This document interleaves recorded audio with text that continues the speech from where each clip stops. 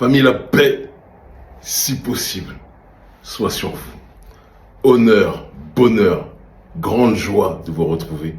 Vous savez, la période est des plus agitées. Le colon a tenté une déstabilisation qui, de toute évidence, a échoué. Ils voulaient nous enterrer. Ils sont plus que jamais en train de nous élever.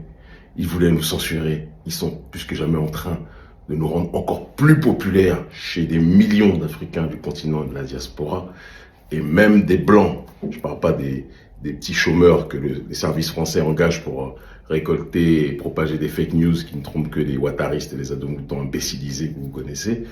Mais même des Blancs prolétaires sont en plus des plus solidaires du combat que nous menons. Donc la tentative de déstabilisation du gouvernement français a plus que jamais échoué. Il y a une multitude de fake news que les services de Alassane Ouattara, ce qu'on appelle les ados-moutons, vous savez, les analphabètes, qui, si on leur fait pas des copier-coller de phrases, ils seront pas capables de faire quoi que ce soit. Les clébés, c'est-à-dire que le service de communication digitale de Patrice Talon, qui est en train de s'exciter en disant qu'il s'accroche à la nationalité. Alors que, comme vous le savez, j'ai dit que je ne m'en dirai jamais en nationalité. Je suis né en France, je n'ai pas demandé à naître en France. De la même façon que ceux qui sont croyants savent qu'il y a parfois des gens qui sont des messagers, des gens qui sont liés à Dieu, qui sont nés en dehors de leur terre d'origine, mais qui se sont battus pour leur terre d'origine plus que jamais. Et c'est mon cas. Je me bats pour mon peuple, où qu'ils soient installés, et je ne changerai pas. Je vais faire une conférence de presse le 16, je serai sur Paris, je vais venir à Paris, je vais me déplacer, je vais venir à Paris, dans le ventre de la bête néocoloniale, mais au sein d'un peuple prolétaire qui, lui, n'a rien demandé, et qui n'est pas responsable des crimes de son gouvernement, comme je l'ai toujours dit. Et je vais mettre les points sur les i, je parlerai à la presse. Ça sera une conférence de presse ouverte au public. Ça sera le 16 octobre. D'accord ? Et on va exposer justement nos observations que l'on va envoyer au gouvernement français. Mais je tiens à dire une chose. Nous remercions le gouvernement français pour son erreur stratégique de nous diaboliser et de nous dire qu'il nous déchoit de cette nationalité française. Personne ne pleure, personne ne mendie. J'ai vu les ouattaristes et les services de Talon qui sont vraiment les réseaux de la France-Afrique. On aura l'occasion d'y revenir très prochainement, puisqu'il est important quand même qu'on rappelle que le ministère de l'Intérieur a été alerté par la DGSE l'année dernière, c'est ce qui est dit dans le courrier qui m'a été envoyé, de nos activités. Quelques semaines après que le ministre de l'Intérieur français a été alerté par la DGSE, j'étais arrêté par les services béninois, comme s'il y a une corrélation entre le fait que les services béninois avaient besoin peut-être justement d'un durcissement de la répression du côté du gouvernement français.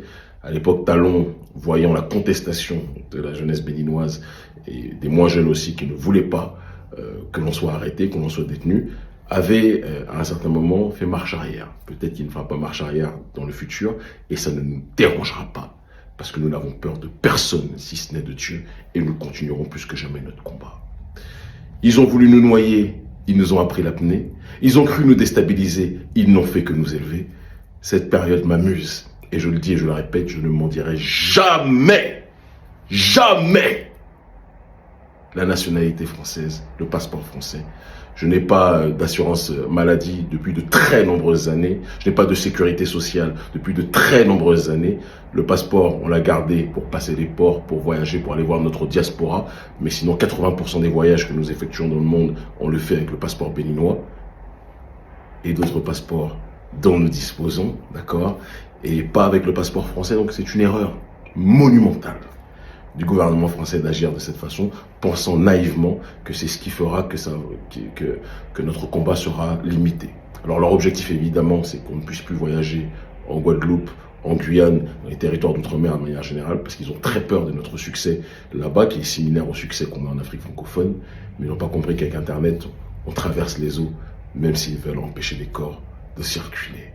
Je vous donne rendez-vous le 16 mars. Restez connectés, l'adresse sera bientôt donnée. On sera sur Paris. Nous, on est garçons, fils de Béançin, de Bioquera. On sera sur Paris, d'accord ? Et on dira la vérité aux journalistes présents, à travers les journalistes présents, au gouvernement. Et que le gouvernement ne soit pas mécontent, parce que ça permettra qu'ils aient les éléments avant même la fin de l'échéance, puisque la fin de l'échéance est le 23. Ils auront nos observations avant. On vous donne l'adresse bientôt. Afrique libre ou la mort, nous vaincrons. Peuple noir libre ou la mort, nous vaincrons. Les Ouattaris mendiants, payés quelques centaines de francs CFA, les agents de la DGSE qui font des fake news sur les réseaux sociaux, vous ne faites rien. Vous n'êtes pas de notre niveau, vous n'avez pas notre audience, vous n'avez pas notre force, vous n'avez pas notre popularité, vous n'avez pas notre notoriété, vous n'avez pas notre cerveau. Vous savez que vous ne pouvez pas tenir face à nous. On ne vous en veut pas. On vous aime malgré tout. Et on vous terrassera. Ils commencent tous à comprendre.